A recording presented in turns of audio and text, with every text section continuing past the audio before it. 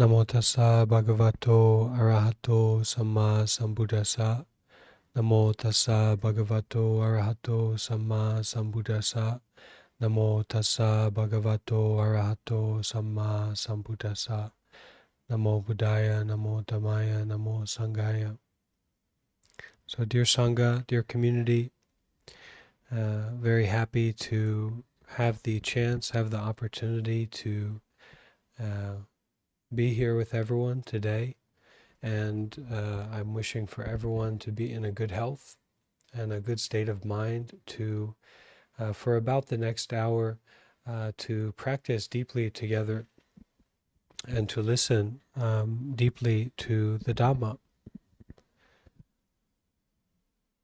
I'd like to start today by sharing a little bit on this topic of making mistakes, making errors, and how important making mistakes and making errors are to develop ourselves, to understand how we interact with our own body and mind, and also how we interact in and with the bodies and minds of the others, of the global community.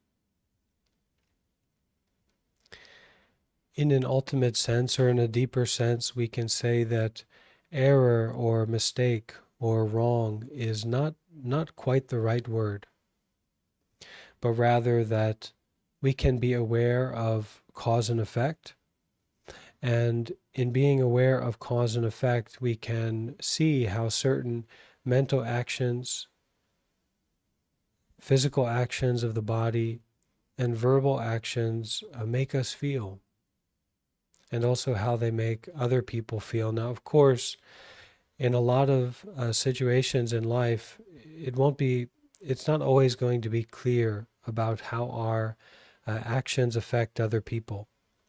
We can't know for sure how we affect them. And also, especially as we're beginning on the path, it will not be very clear how we affect ourselves.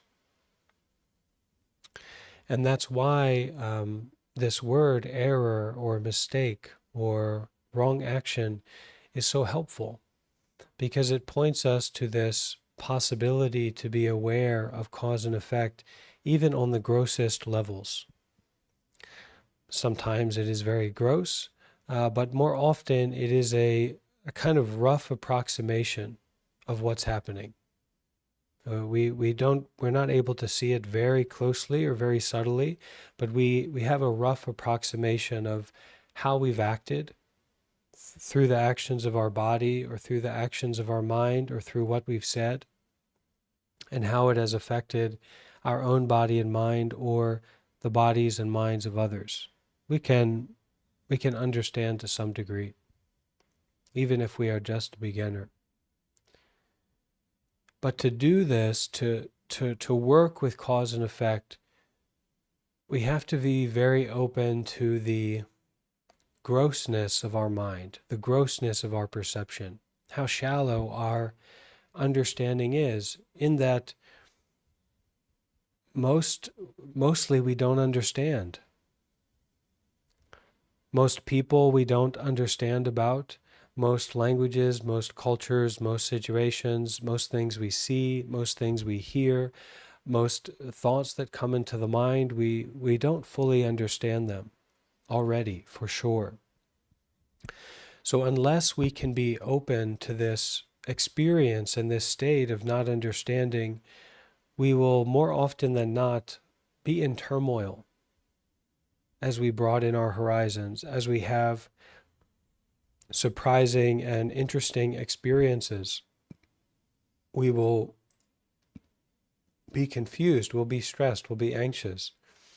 And never underestimate, just in the same way that we should never underestimate our capacity to be aware and to be free and to, in some sense, know what's going on, we should also never underestimate our capacity to not know what's going on, to have a wrong view, to have a wrong understanding about the situation. So in our ability to be open to not understanding, in our ability to be open to listening and exploring our experience, we have the possibility to learn and grow. We have the possibility to moment by moment adjust our behavior. And not just that, but adjust our perceptions, adjust our views. And then slowly but surely, we will move from a wrong view or a view that comes from a place of ego, or a view that comes from a place of ignorance, like a lack of deep understanding, to a view that is correct, to a view that at least is open to listening and open to learning more, because that is the right view. The right view is the view that is open to listening and learning more, to understanding more directly. Now, it is not worthwhile to emphasize no view, that there is a state, that there is a place where we are not in the realm of duality, we are not in the realm of right or wrong, we are not in the realm of this or that. But it is already that way, just like with impermanence. The body is already impermanent. Whether we think about it, whether we understand it, whether we are quite enlightened or not enlightened at all, whether we are a wise and skillful person, or whether we are an ignorant and very unskillful person, meaning we cause a lot of suffering to ourselves and to others.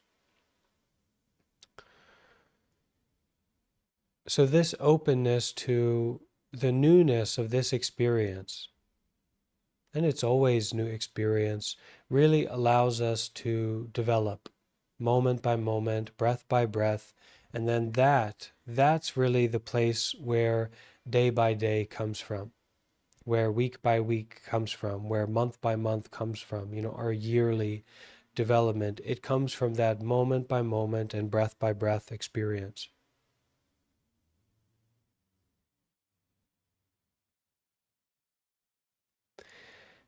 And in being aware and being more aware of cause and effect, more aware of our power to help and to cause harm to ourselves and to others, to be very wise, very compassionate, very gentle, and then also our capacity to be the opposite of that, we may feel more suffering. We may feel more unsatisfactoriness. We may feel the vulnerability that has always been there, but we weren't aware of it. We didn't look at it. We didn't recognize it, even though it was already there. And as we begin to step more and more into that place of vulnerability and that place of sensitivity, we have to be very gentle, very forgiving to ourselves, and develop our energy, our power of not just mindfulness and not just kindness, but kindfulness, kind present moment awareness of phenomena. And we can look at that in terms of being aware of sensations in the body. It's like a prickly, or it's like a tension, or it's a hot, or it's a cool. Sometimes it's pleasant, sometimes it's unpleasant. But also in the mind, these phenomena, these thoughts, these mental states. We have to be patient, gentle, and forgiving. And as we are aware of them, we offer that. It's a kind of a willingness to be with in a non-confrontational way and in a non-judgmental way. The sensations in the body, right? And thoughts that come up, feelings that come up. And this is a kind of kindfulness, willing to be with, willing to not be judgmental, willing to not be confrontational, but also this offering of relaxation, this offering of settling that we give to phenomena, visual phenomena, auditory phenomena, sensational phenomena in the body, and much less than sensational phenomena in the mind. So, as you make more mistakes, as you make more errors, as you become aware of your mental actions, physical actions, verbal actions, be really patient. And don't be shy about being okay that stuff can really go wild. And then in a sense, we are already in the wildness. This breathing, this seeing, this hearing, this body being, really showing up to life, we are already in the wildness. And rather than worrying about or fixating on possibilities, we can really attend to the wildness that's already here, and we can offer our kindfulness to it.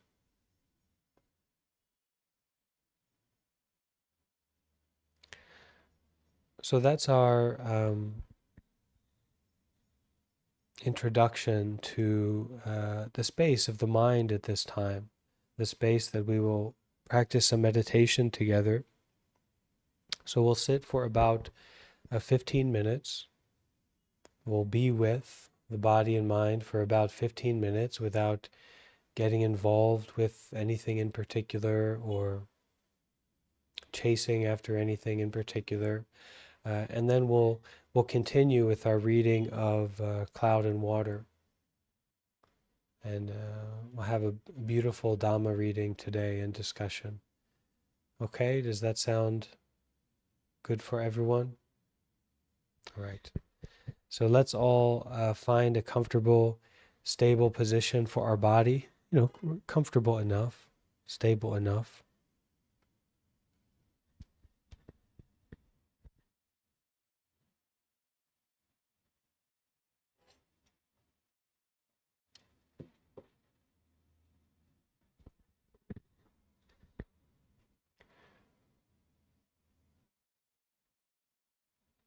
And as we find ourselves to be in that comfortable, stable position of the body, as we settle into that, don't find anything, but begin to notice that the body is breathing. And because we tend to look outward a lot, especially with the YouTube and TikTok and all the media we have access to, it can be very helpful to gently close our eyes.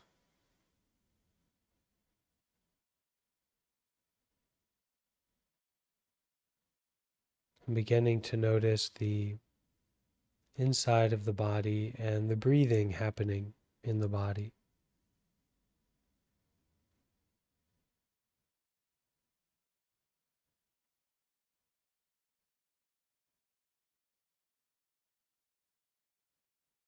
And we may find that even though it's subtle, even though it's not like eating a cheeseburger or something like that, there is a quality of enjoyment to the breathing and being with the body right now.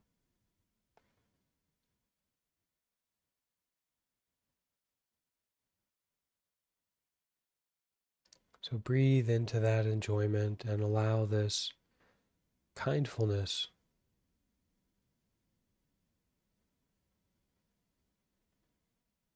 to be donated to whatever sensations arise in the body, whatever thoughts arise in the mind.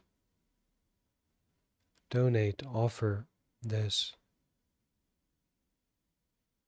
enjoyment of breathing, this kind, willing awareness. Let's enjoy together 15 minutes of breathing and being kind.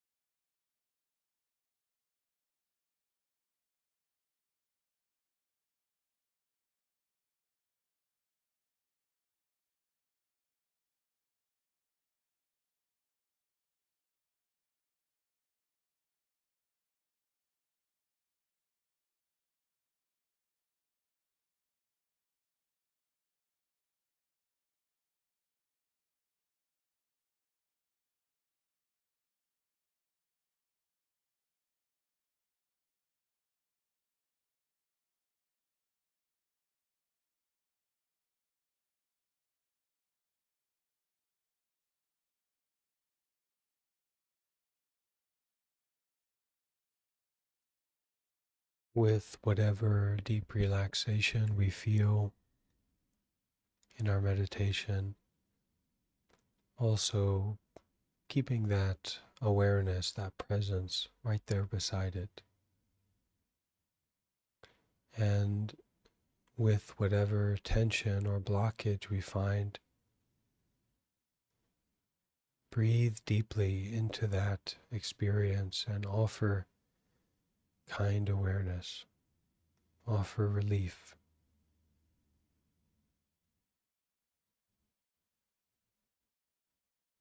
Offer love.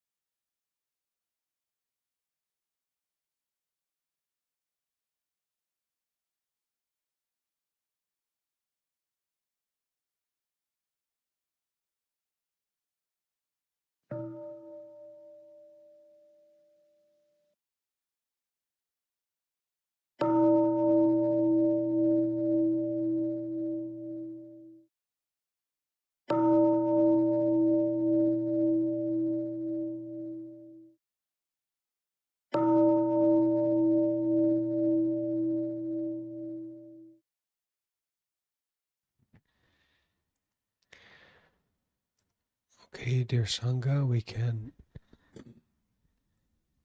open our eyes if they're closed, and if the body has any tension or any uncomfortable, we can move a little bit. We can massage that area.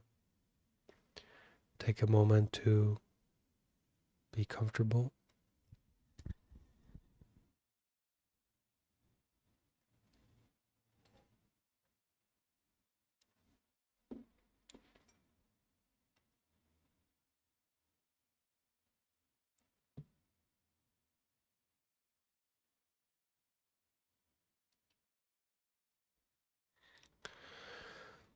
So a lot of the Buddhist teachings and, what we're doing here is really learning how to not be so troubled about the world and our lives and the situations that happen physically or mentally or in the world. And the reading from Master Sungyun and the book Cloud and Water will be going over that topic about not being so troubled by what we experience, about what happens.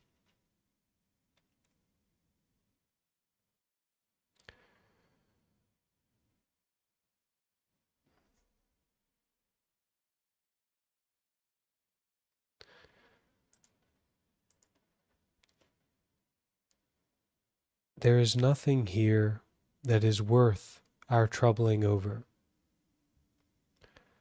We should learn to overlook storms in a teacup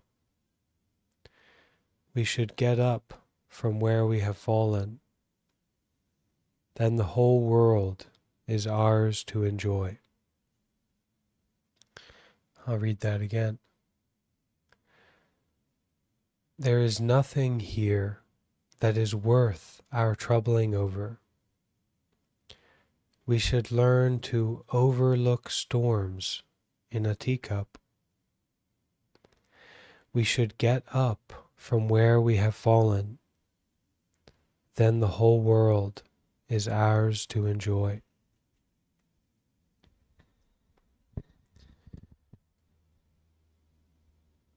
In this world, there is nothing here actually worth troubling over.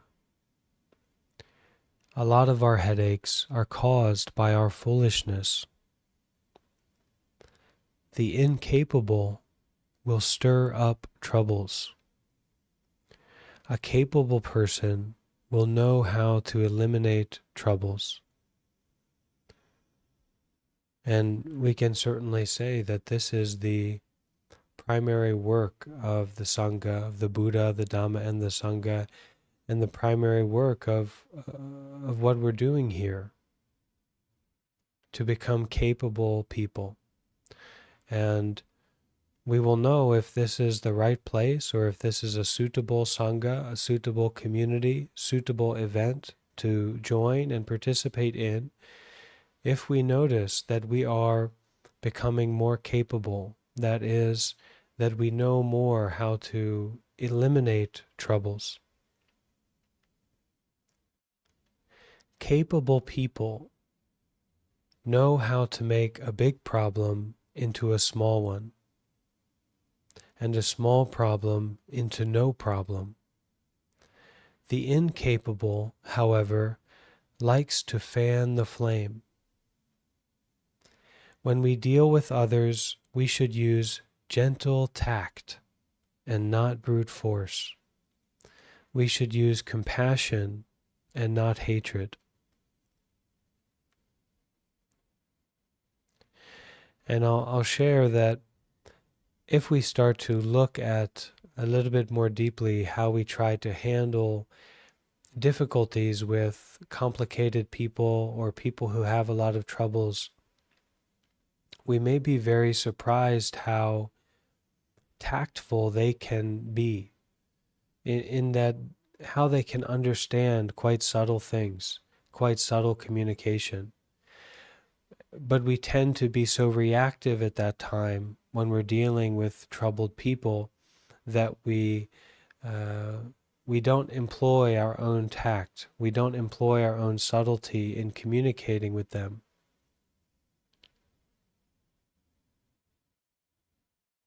So when we deal with others, we should use gentle tact, gentle skillfulness, gentle, subtle, refined communication, and not brute force. We should use compassion and not hatred. So we should use that energy and that capacity in ourselves that we wish for that suffering to come to an end in ourselves and in that person and in that situation, right? We wish for that situation which is unsatisfactory to become satisfactory.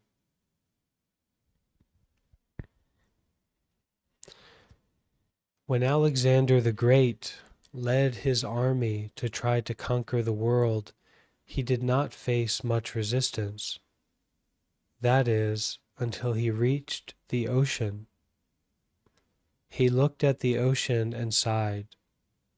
After all, man cannot conquer the entire world.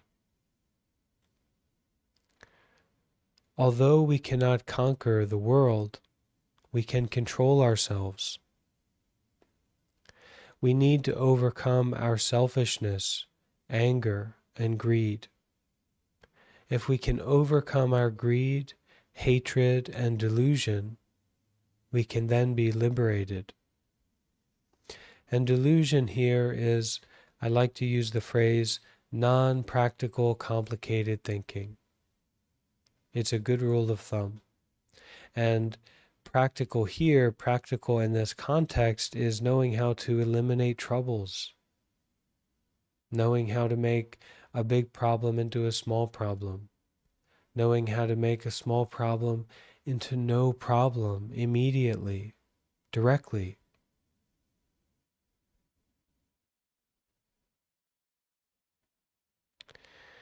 The Dharma, so the Buddhist teachings, the Buddhist guidances, the wisdom guidances, the Dharma is always urging us, really listen to this, please, dear Sangha.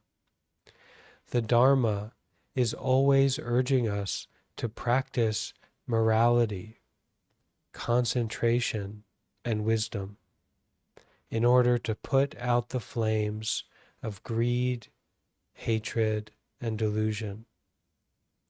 So the Dharma is always urging us to practice being a good person, being a wonderful person, being a gentle, generous, kind, contemplative person. The Dharma is always encouraging us to practice this.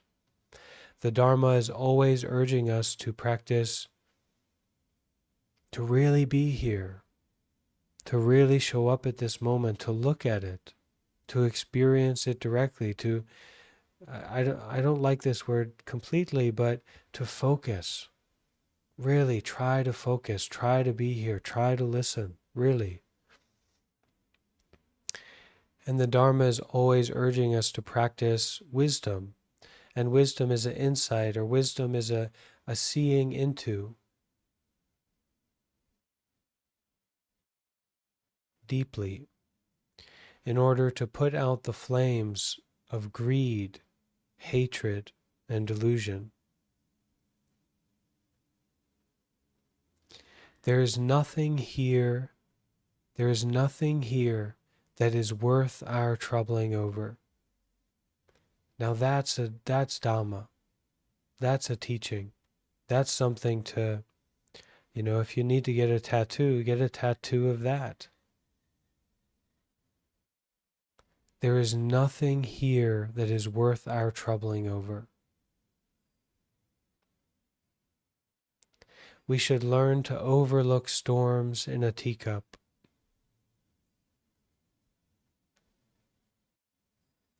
In our daily lives, maybe I say this point, that troubling over, it's not that nothing is worth offering our consideration.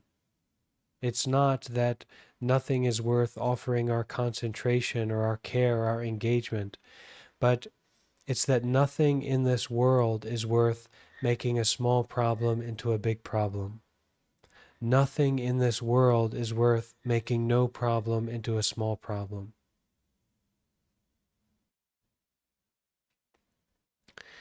In our daily lives, problems and headaches are unavoidable.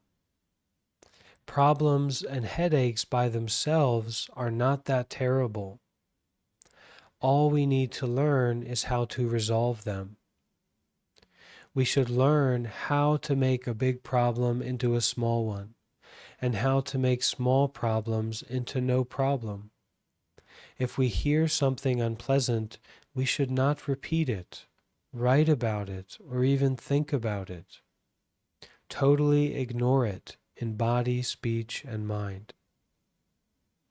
And this is really interesting because we think that, we hear about these disasters, or we hear about these wars and difficult situations in life, and maybe some of us even have to go through them.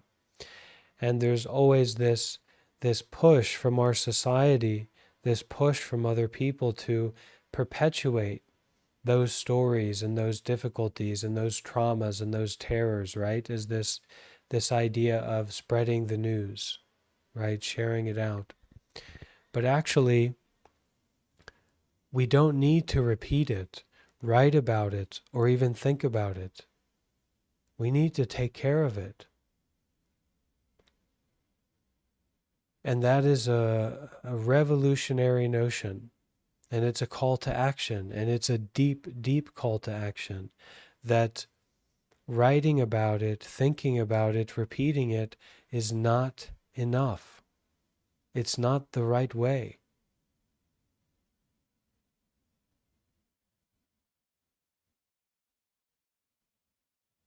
Actually, when we hear something unpleasant, we should not repeat it, write about it, or even think about it. Totally ignore it in body, speech, and mind. That is to make a big problem into a small problem into no problem. And when you have no problem, you can offer no problem to the world. You can offer solutions, not more problems, not more entanglements. And we have to digest the fact that there are a lot of things that are not on our plate. And if we want to make the long journey of making those things, those situations, those people to be protected, etc., on our plate, we have to eat what's on our plate again and again and again and again. We have to engage with the life that we already have to take those steps, to move in that direction, to help those people and to save those people in the deepest and most profound way, in the most complete way.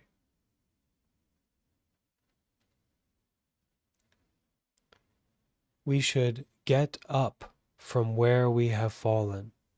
And for me, this is the most beautiful part of this teaching, this line. We should get up from where we have fallen. In our daily lives, it is inevitable that we will be confronted with obstacles. We need to have determination and get up from where we have fallen.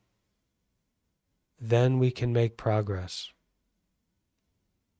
We need to have determination and get up from where we have fallen. It is inevitable that we will fall. If we do not fall here, then we will fall there. If we do not fall there, then somewhere we will fall. We will fall here. So it is more important that we emphasize to get up from where we have fallen rather than trying to avoid falling, because you will fall. That's the path. And if we get this, I've found in my own life, when I try to make myself not fall, and when I try to hold on to the rails, so to speak, of my life or my community or my situation to this degree where I just won't fall, I won't fall. You know what happens? I have a much bigger fall. And I forget, when we don't fall often, we forget about that determination to get up from where we have fallen, which is more important than not falling, because you will fall.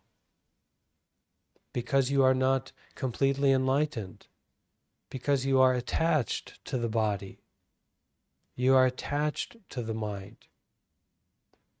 Now we say the Buddha was enlightened, but the Buddha still had a body and a mind. So if we consider that falling is kind of a mental stomach ache, sure, the Buddha had a mental stomach ache, but he wasn't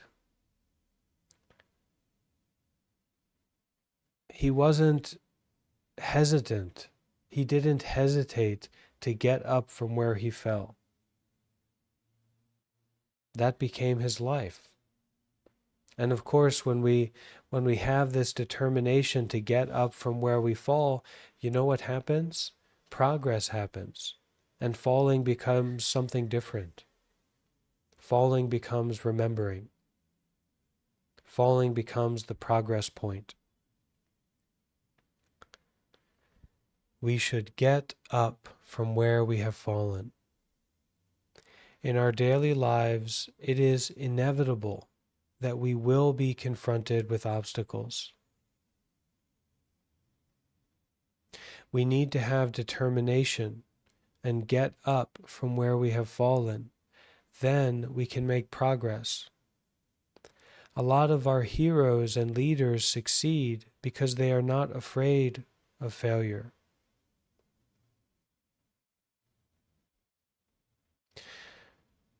Martin Luther King Jr. father of the civil rights movement, failed again and again in his revolutions, in his work. But he did not give up, and we should say succeeded at last. And his work continues, and that is success.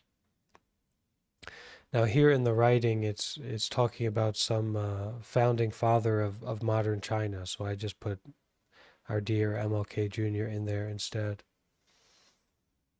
He did not give up and succeeded at last. His dream was transmitted. If we can have the determination in our practice of the Dharma, then we can conquer the army of defilements. Then the whole world is ours to enjoy.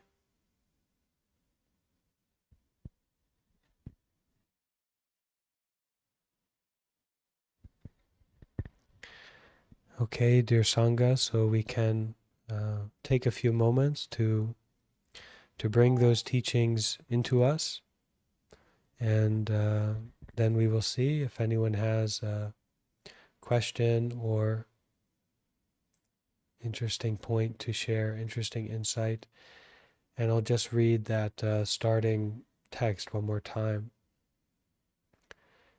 There is nothing here that is worth our troubling over. We should learn to overlook storms in a teacup. We should get up from where we have fallen.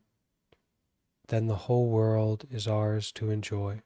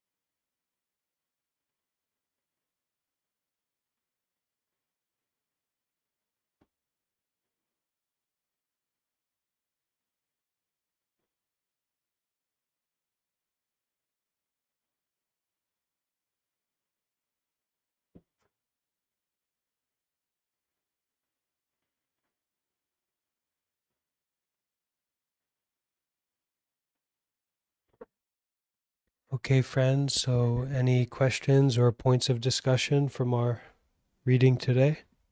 Or just general about our meditation practice and Buddhism?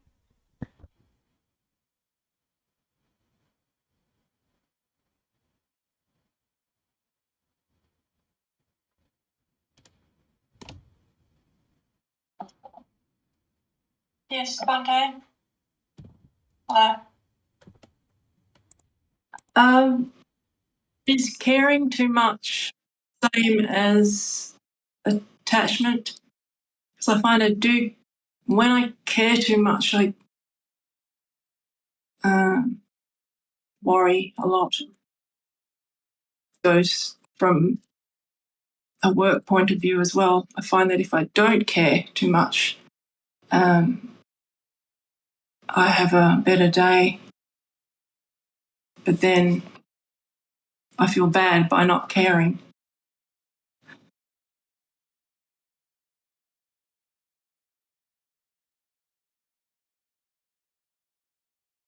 Okay, maybe you can say a little bit more about what caring is to you and how you define that caring. And also if you can bring up a case about like an example of that or a situation in which that happened.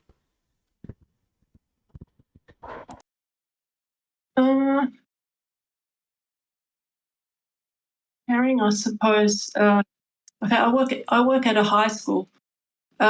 So caring for me is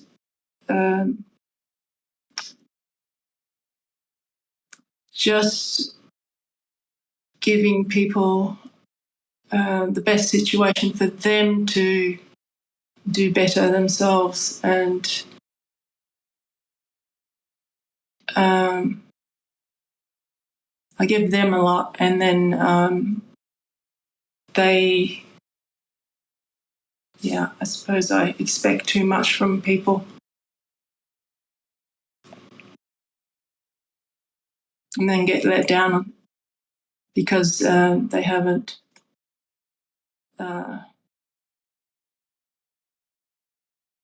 they haven't done what I thought they were going to do.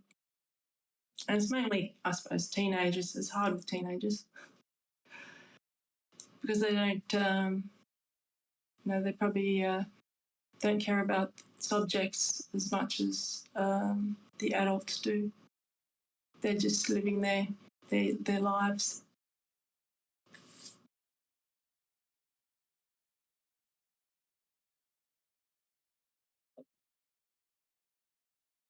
Yeah, so the Buddhist principle we have, and it's quite helpful, is that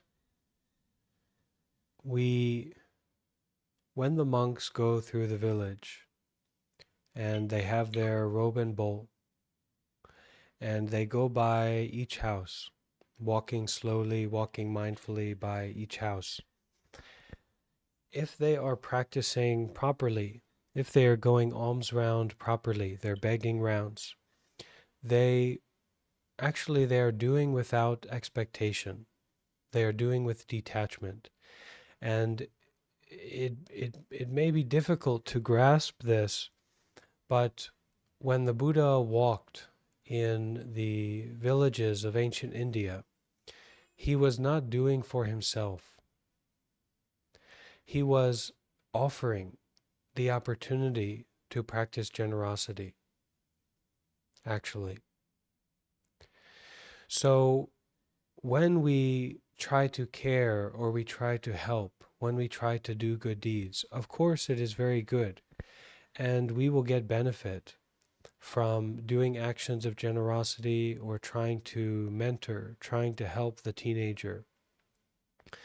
We will get benefit from that for sure. We will make blessings because we are doing good deeds. But if we practice like this with attachment, there will be many side effects.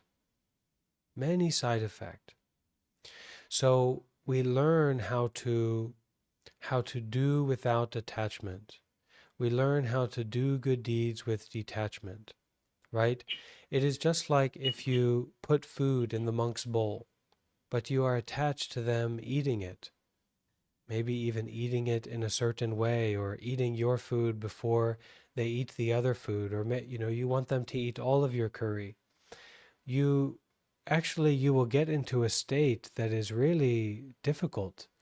Now you're following monks into the forest and watching them from the bushes to see if they eat your curry first, right? So we learn how to do good deeds without attachment. And it takes time, but even if we just have that seed in our mind of doing only, offering only, experiencing only, then we reduce the side effect very greatly. We won't have this this expectation or this desire about particular result. Because the best particular result is that we are free from our expectation. We are free from the stress of trying to control, right? Because the nature of impermanence, the nature of the body, the nature of the mind, of ourselves, and also of the teenager that we want to help, it is already impermanent. It is already unsatisfactory. And it is already not separate from everything. So because we do not know that deeply enough, and then we do with attachment, there will be side effect. So try to start when you are doing the good deed, when you are offering to the monk, when you are trying to mentor, trying to talk with those teenager. And I know because I also doing this work. And I tell you, you can't imagine how some of these teenagers will talk to me and act to me, even though I sweet to them and love to them, and don't want to disrespect them, certainly. And there are many different ways for us to engage them. Sometimes we can be strong, a little bit rough, a little bit tough. Sometimes we get, our own ego gets involved sometimes. That's normal. But if we can do without attachment, then we will avoid side effect, and we will also transmit to them that doing only, that experiencing only, because they are testing you. It's not just that they, this kind of dualistic relationship, like they view you in this way and they view themselves in this way. They say like that, maybe even they think like that, but their heart can feel your heart. Their mind can feel your mind on the most subtle level. So when we learn to do without attachment, just doing only, experiencing only, sharing only, losing our head only, then they will also have access to that and they will trust us more. But if we try to force or control it, then we will actually miss out on more opportunity to help. Which is also okay, nothing is worth troubling over. It's like you are the NBA player or you are the football player, and it's the last 30 seconds of the game and the score is tied and it's your chance, it's your shot, and your life led up to this point, right? Sometimes you miss. That's life. And so not to get stuck in the side effect, but to remember each and every moment to come back, doing only, breathing only, experiencing only. And we prioritize freedom in our lives, and then step by step, slowly, we will reduce those side effects a lot. And even when that situation happens, that situation happens where we are over our head, we are not prepared, we are not enlightened. Sometimes a situation will happen where the only way we could be free in that situation is if we were completely enlightened. Right. And so at that time, because we have prioritized again and again that freedom, we won't be trapped in that situation. Of course, it will be difficult. We will suffer a lot, but we will also remember our freedom at that time. So always, moment by moment, step by step, coming back, breath by breath, to that doing only, experiencing only, not someone, not some place, not some particular situation, just this. Okay? Thank you. Thank you.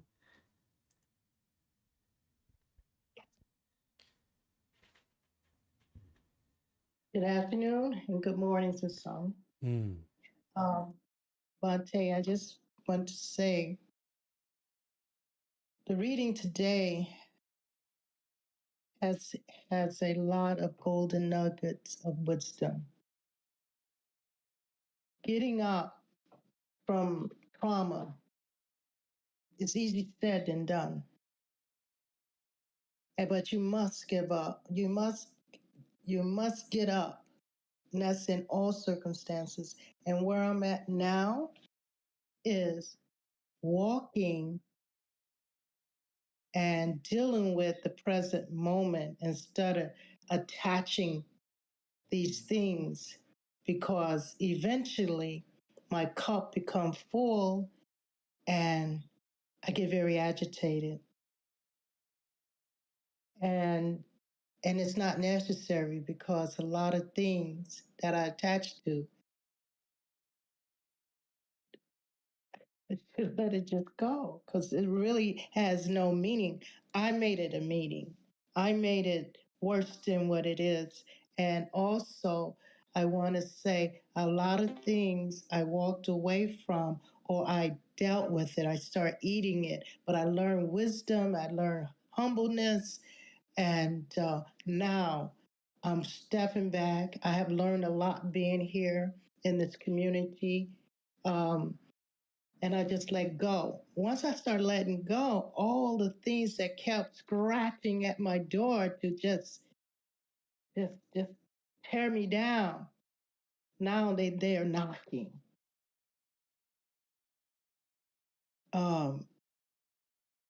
It's just a beautiful thing, and I'm glad that I deal with that situation with kindness.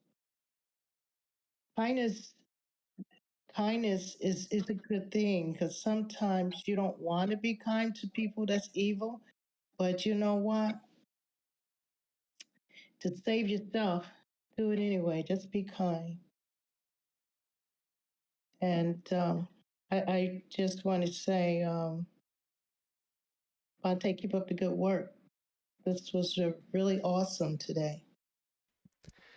Okay, thank you very much, Gloria. Very valued and appreciated member of our Sangha. And you know, all of the various members and beings who come here and share their voice and share their camera, share their lives. They are members of our Sangha, our community, our spiritual family. And actually, it's very serious and it's very real. So, you know, there's a lot of gratitude to go around for everyone who's choosing to help build this community with their presence. You know, it's one of the greatest actions of generosity that we can do, to really offer our presence. My teacher, Sayadaw U Thammasara, he says that meditation is the highest good deed. So when we come here in community, and we offer our time and our presence and our body and mind to the Sangha, and we practice doing the highest good deed together, listening to the Dhamma, practicing meditation. So it's very serious. And, you know, I have a lot of gratitude for everyone who's here. It's a little bit beyond what we can grasp. So we just have to leave it at that and keep showing up and doing good deeds, right? And we will see how it goes. Now, I do want to share 2 points. One is, we may consider to use, rather than evil, we may consider to use people who are suffering very deeply. And the other thing I wanted to share, which you brought up this point, Gloria, is it is so remarkable how all of these things that we have, you know, just sitting at this desk here in southern Italy, in front of me I have my phone, I have my computer, I have the camera, I have this light, and these items are very precious to me. You know, to be able to do this microphone, to be able to do this work, and to be able to do it at a very high quality, so that people feel that they are a part of something that has a lot of consideration to it, is really important to me, you know. But it's remarkable in recognizing and realizing that I don't need any of these things to be happy. I don't need any of these things to do good deeds. I don't need to be here in southern Italy. I don't need to have a computer. You know, it's remarkable to realize that, or to recognize that, or to be open to that, and then experience it. And that's what renunciation is all about. It's not that we reject anything. You know, sometimes some people say to me, you know, you're supposed to be a monk, but you've got this computer, you're live streaming, you have a phone, you know, what's going on here? And it's this misunderstanding about Buddhism believing in rejecting things. Buddhism does not teach to reject anything. Rejection is just another form of craving, but we release our grasping. We see through the permanence of these objects. That's real Buddhism. That's real renunciation. That's real practice. And in fact, we don't need to leave our lives behind. We don't need to get rid of the things that we have. We don't need to move to another country to experience this. But guess what? We can. We can. We can become a monk or a nun. We can become a yogi. We can become a meditator. We can leave our life behind and devote ourselves to doing good deeds with mindfulness and detachment limitlessly, period. And the structure, the technology, the tools, the clothes that we wear, all of that becomes an afterthought to doing like that. And we can do it right here and right now. We can do it as a teacher. We can do it as a monk. We can do it as a social worker. The door is open. But none of this is to reject. And so if you approach your, your spiritual life that you're living now with rejection, that is, that, oh, I need to quit this job. Oh, I need to leave this place. That's wrong. And just in the same way, if you go and to be a monk, something like that, and you have this thought also to reject, oh, I needed to reject these things, I need to get rid of things, that's also wrong. And for a monk that is maybe immersed in the meditation life or the temple life, whatever it might be, and they have this mindset of rejection, that is also wrong. Now they are free to use or not use. And that's what we need to practice as well. Free to use, free to not use. Free to stay, free to go. That is detachment.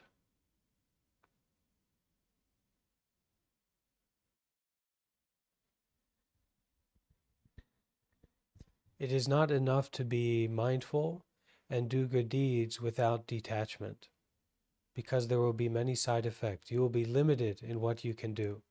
And the aspiration from this side is the limitless life. Limitless present moment direct experiencing. No bounds, no constraints.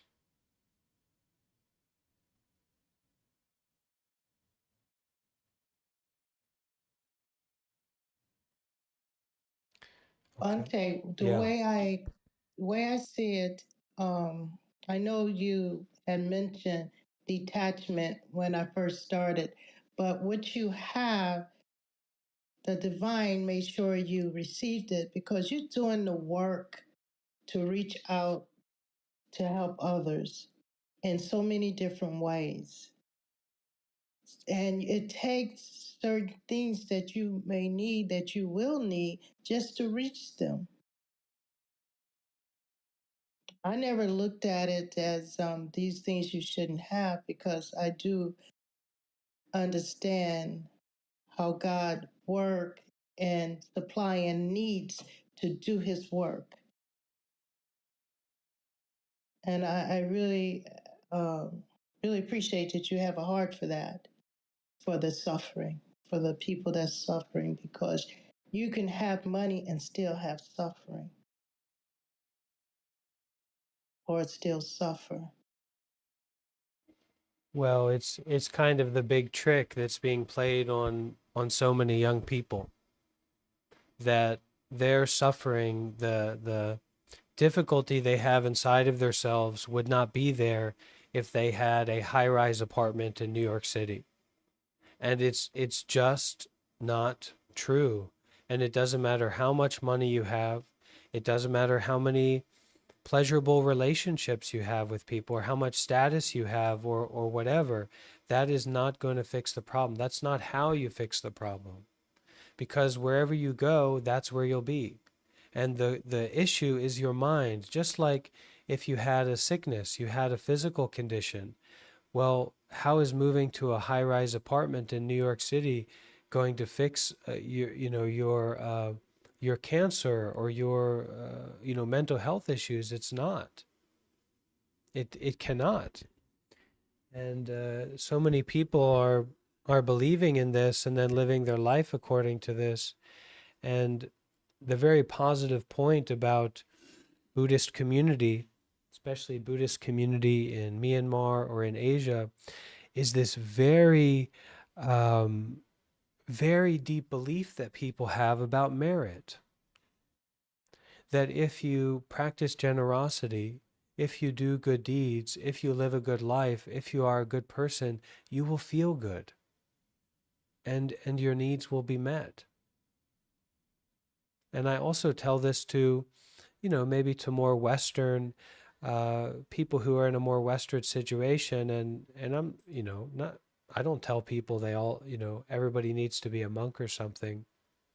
But even in your business life, even in a kind of competitive entrepreneur life, etc., if you are doing good, if you are being good, if you not just feel good on the surface, not just look good, right, but your heart feels good, your mind is at peace, people want those people to be around. You will have something special that most other people don't have. Why? Because you did a meditation retreat, because you some kind of complex philosophy or spirituality in your mind? No, because you prioritize to do good deeds. You prioritize to do actions of generosity. You prioritize to come home to yourself and to help people. And you can't buy that. And frankly, you can't really train that for people.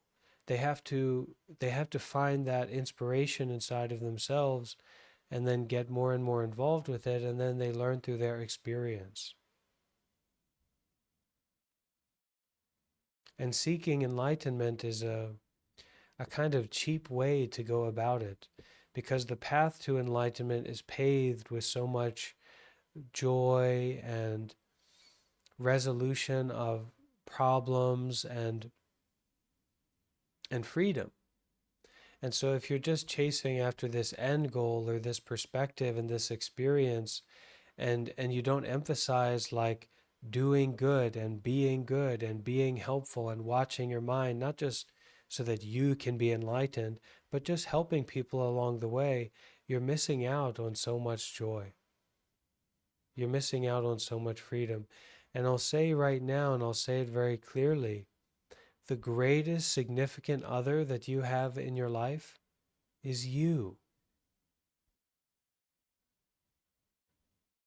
The greatest relationship, the greatest love story, the greatest whatever that you ever have in your life is you. You need to learn how to be with yourself. You need to learn how to be with your beloved one.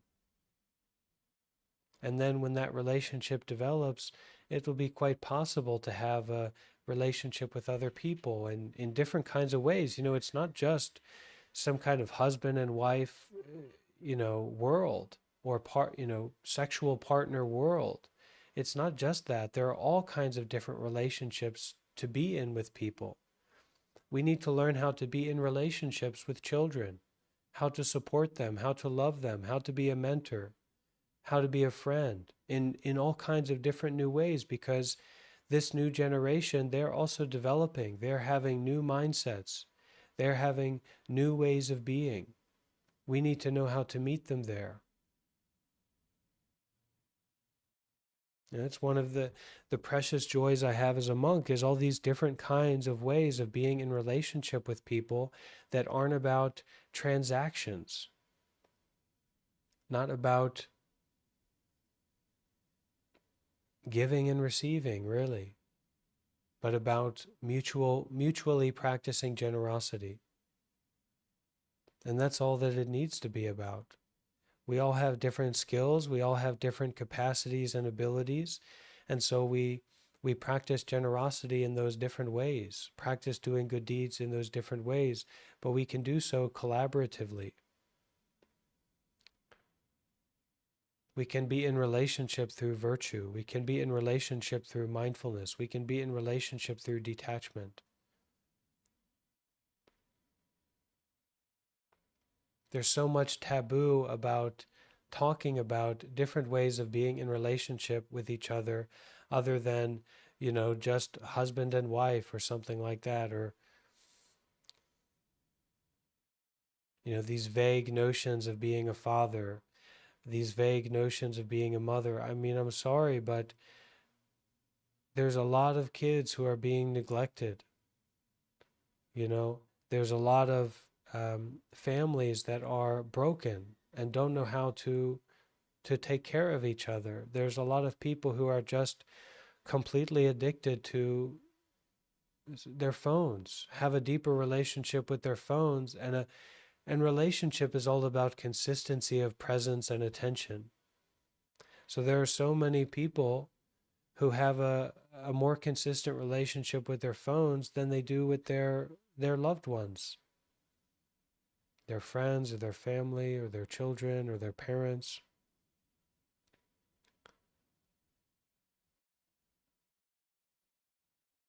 So this path, that even going back all the way to the Buddha, it all comes down to community. Because when the Buddha walked out with his robe and bowl after attaining enlightenment, after being free, so he will be okay to die. And when we have the saying, the term parinibbana, so that when the Buddha laid down to die, he entered parinibbana. And what it means is that what made the Buddha was not the body or the mind anymore. And it wasn't for a long time since he attained enlightenment. So the Buddha going out there to receive alms, to receive donation, to receive food in his bowl, it was an act of generosity. And it was because of the natural recognition of the community, of his virtue, of his wisdom, of his samadhi, that he lived and continued, and that the Bhikshu Sangha and the Bhikshuni Sangha was formed and developed. So it all comes back to community.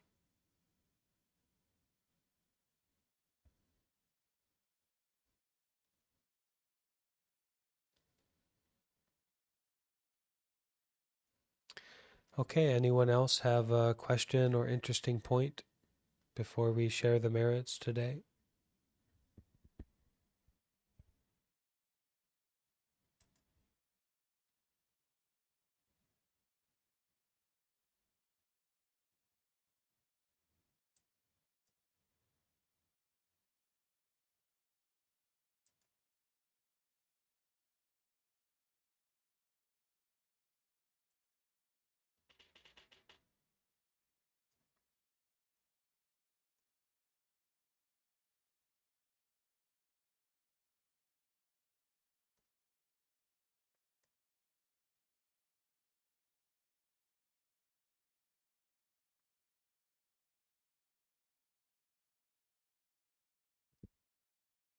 Okay, beloved Sangha. So let's all bring our hands together, and please do unmute your microphone if you can.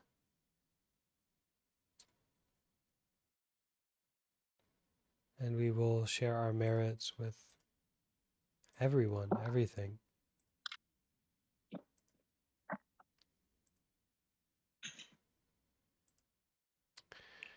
Okay. May all the merits that we have done till now May all be dedicated and shared out towards all beings. being Be dedicated to shared out hearts all being. May all beings receive and rejoice in our merits. May all beings receive and rejoice in their merits. May it be, May it be, may it be, may it be, may it truly, truly be. may it truly be. Sadhu. Sadhu.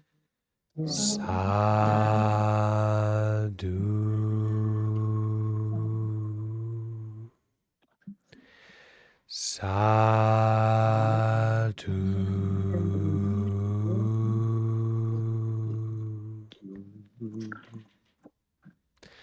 Okay, beloved Sangha, thank you so much for being here with me, and we will meet together tomorrow at the same time. Okay, thank you. Thank you.